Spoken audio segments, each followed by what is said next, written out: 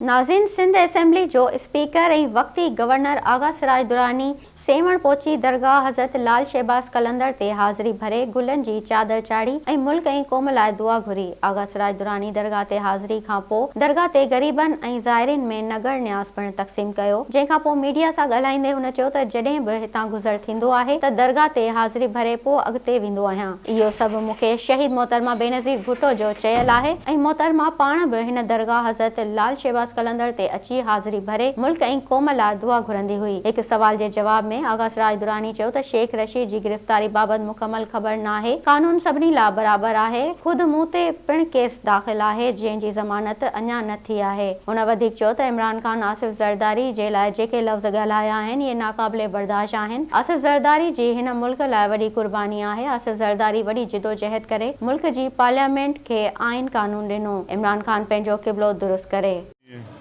शहीद मोहतरमा बेनज़ीर भुट्टो साहिबा ने हमें सिखाया था कि जब भी यहाँ से गुजरो तो यहाँ पे हाज़िरी भी भरो और सलाम भी पेश करो। तो वो हम कंटिन्यूएशन में आते रहते हैं, हमेशा आते रहेंगे।